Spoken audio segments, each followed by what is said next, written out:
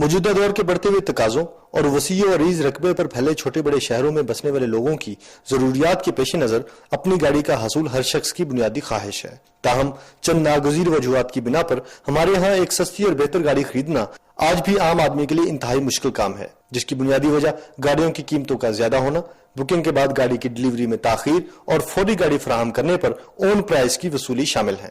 اسی تناظر میں پچھلے طویل عرصے سے بینکوں کی طرف سے گاڑی خریدنے کے بعد لیزنگ کی سہولت بھی وقت گزرنے کے ساتھ ساتھ سہل اور آسان ہونے کی بجائے مزید پیچیدہ ہو چکی ہے.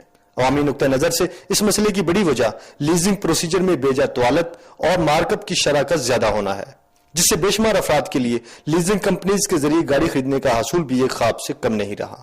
یہ میں جس بھی شو روم پہ جاتا ہوں مجھے 10 20 30 گاڑیاں کھڑی ہوئی ملتی ہیں اور ایک عرصے سے نظر آ رہی ہیں، تو یہ کیوں نہیں لوگ خرید رہے ان کو؟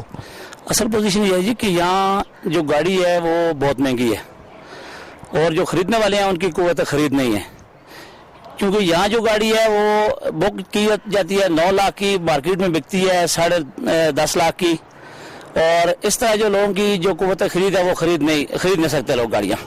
گاڑی بک کرنے کے بعد 8 مہینے بعد ٹویوٹا کرولا والے گاڑی دیتے ہیں، اور انہوں نے یہ زیادتی کر رہے ہیں کہ 8 مہینے بہت زیادہ وقت ہے، ان کو زیادہ سے زیادہ 1 لاکھ یا 50,000 روپے یا 1.5 لاکھ روپے ایڈوانس لینا چاہیے، اس کے بعد کم سے کم وقت میں دینا چاہیے، زیادہ سے زیادہ 1 یا 2 مہینے.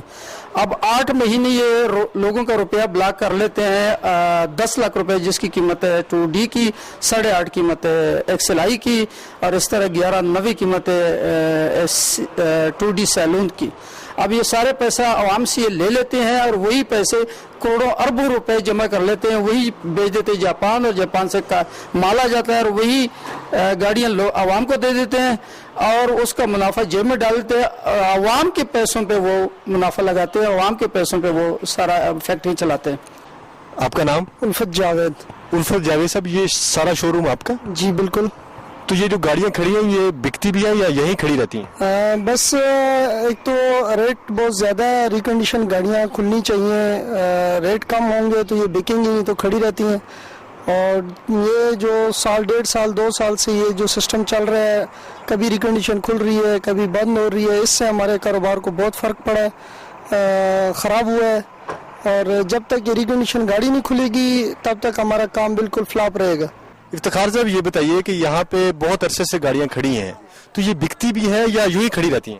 یہ جی گزشتہ 4 مہینے سے ایسے ہی کھڑی ہیں، جبکہ ہمارے بزنس میں جب سے یہ لیز کا کام شروع ہوا ہے اس کی وجہ سے اور جو متعلقہ احکام ہیں ان کی وجہ سے ہمارے کاروبار میں خوفناک حد تک ڈسٹربنس آئی ہے، ٹھیک ہے، جس کی وجہ سے ہم لوگ مطلب فاقوں پہ چلے گئے ہیں یا پھر اپنی جو جمع پونجی ہے اس کو کھا رہے ہیں.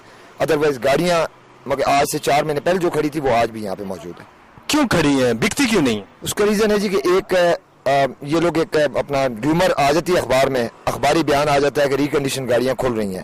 سیکنڈلی ایسا ہوتا ہے کہ یہ لوگ کہتے ہیں جناب کہ اپنا کمپنی سے گاڑیاں بجٹ آ رہا ہے، کمپنی سے گاڑیاں سستی ہو رہی ہیں. ہم بینک سے گاڑی لینے چاہتے ہیں، ٹھیک ہے، وہ عام یعنی بزنس مین کو تو وہ گاڑی دیتے نہیں، ٹھیک ہے، اس میں ویریفیکیشن بہت زیادہ ان کی ریکوائرمنٹس ہوتی ہیں، ٹھیک ہے، ہمیں بہت زیادہ اس میں پرابلمس آتی ہیں.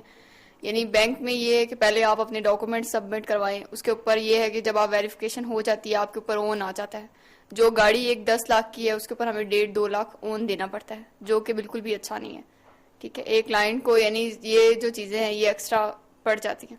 ہر بینک کے ڈفرینٹ مارک اپ ہیں، ٹھیک ہے، جس طرح سٹی بینک ہے 11% پہ گاڑی دے رہا ہے، ٹھیک ہے. یہ کمپٹیشنز میں آ کے یہ سب لوگ یعنی جو بھی دیکھا جائے کسی کا 6 ہے 7 ہے، ہر بینک کو اپنا فائدہ ہے، اس میں ہمیں کلائنٹ کو کوئی فائدہ نہیں، ٹھیک ہے. یہ سب چیزیں ایکول ہونی چاہیے تاکہ ہر کلائنٹ کو یہ چیزیں پرچیز کرنے میں ایزی ہو.